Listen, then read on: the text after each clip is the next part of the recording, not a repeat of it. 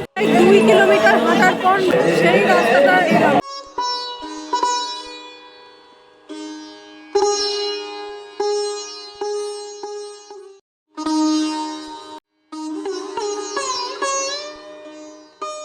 Hare Krishna, Radhe Radhe. Beat of life by গার্গিতে আপনাদেরকে আরেকবার স্বাগত। বর্তমানে দাঁড়িয়ে আছি শিয়ালদা স্টেশনের সামনে। আমার গন্তব্য আজকে নৈহাটি। নৈহাটিতে আপনাদেরকে নিয়ে যাব বড় কালী বা বড় মায়ের পুজো দেখাতে, আর সেই সাথে আরও যে সমস্ত কালী পূজা হয়েছে সেগুলোরও পরিক্রমা করব। তাহলে চলুন টিকিট কেটে ট্রেনে উঠে পড়া যাক।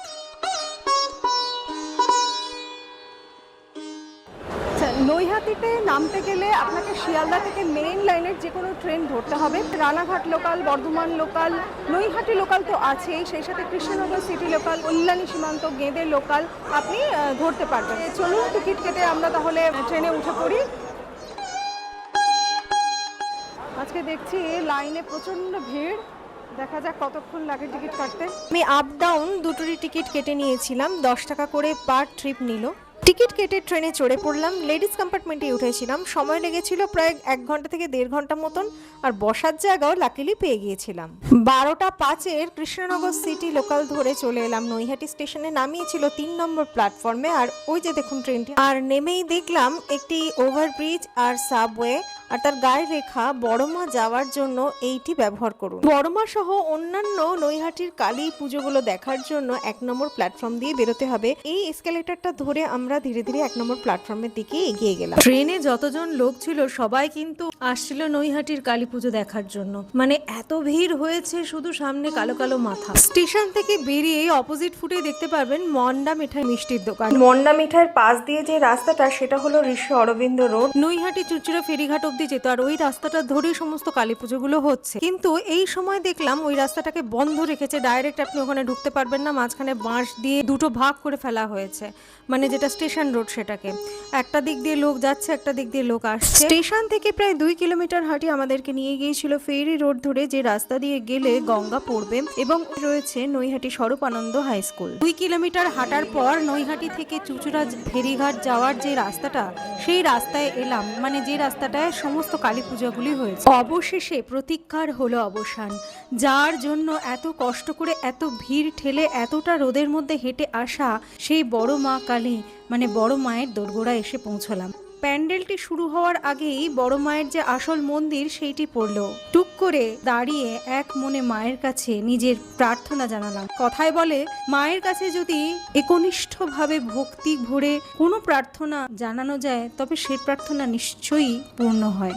প্রার্থনা জানিয়ে আবার বড় কালী মণ্ডপের দিকে এগিয়ে চললাম। তবে একটি বিপদ থেকে বাঁচিয়ে দিলেন বড় মাই। ওই বাঁশটি একটু হলে মাথার উপরেই পড়তো। কোনো রকমে ওই ভিড়ের মধ্যে একদম নিচু হয়ে বাঁশ গুলে বেরিয়ে এলাম।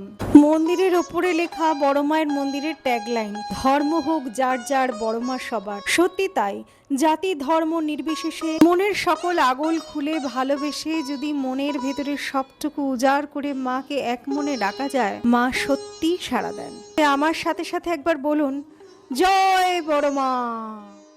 যারা বড়মার কাছে এখনো গিয়ে উঠতে পারেননি, তাদের জন্যই এই এক্সক্লুসিভ ভিডিওটি আমি বানাচ্ছি। দেখতেই পাচ্ছেন যে কি অসম্ভব ভিড় হয়েছিল।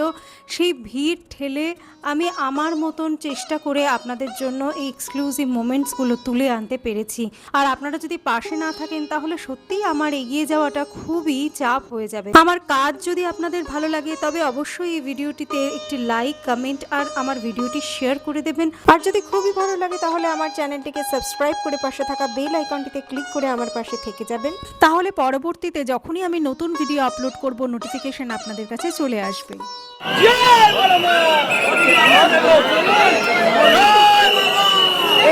বড় মায়ের অঙ্গে যে সমস্ত গহনাগুলি দেখছেন, এগুলো কিন্তু একদম আসল সোনার। আর এই বড় মায়ের উচ্চতা প্রায় 21 ফুট।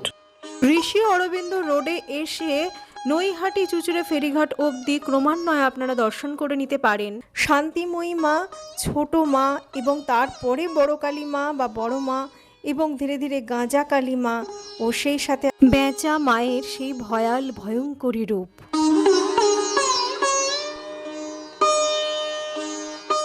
মায়ের অঙ্গে যে সমস্ত গহনাগুলি দেখছেন, এগুলো কিন্তু একেবারে আসল সোনা এবং রূপার।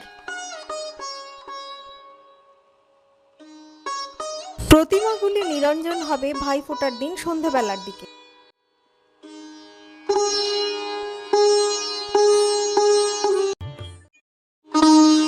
শান্তিময়ী মা দেখার পর আসছেন ছোট মা।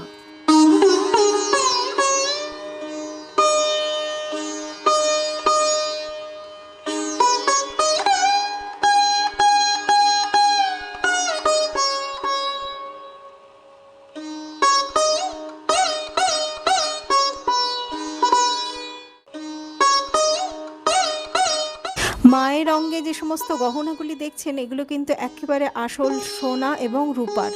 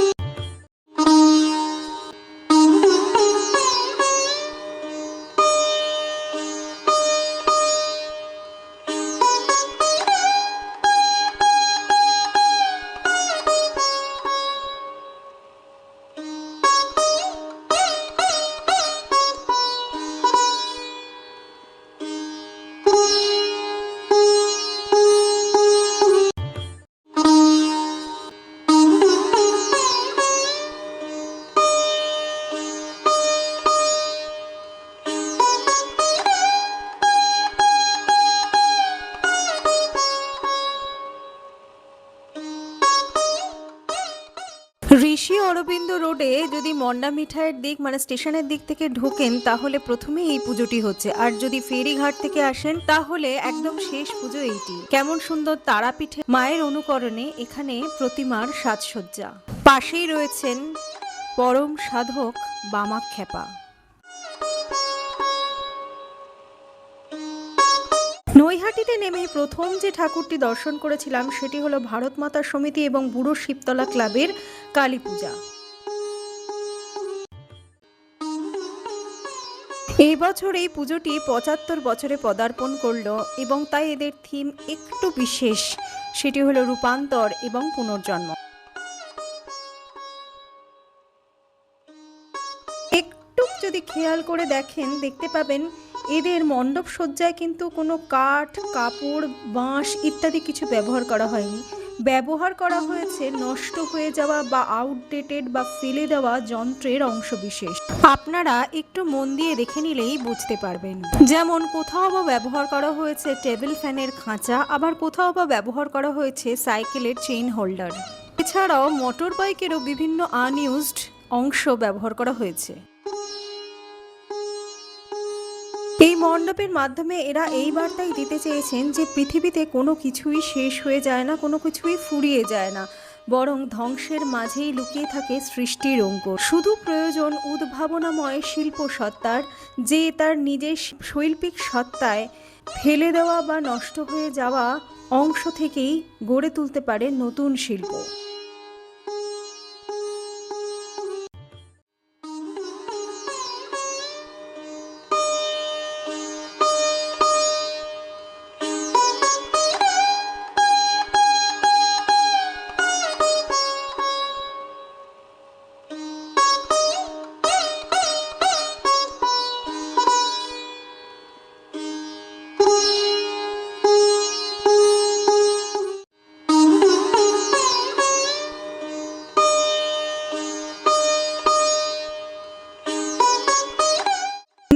শ্যামা পূজা পরিক্রমা 2025 এবারের মতন এখানেই শেষ করছি।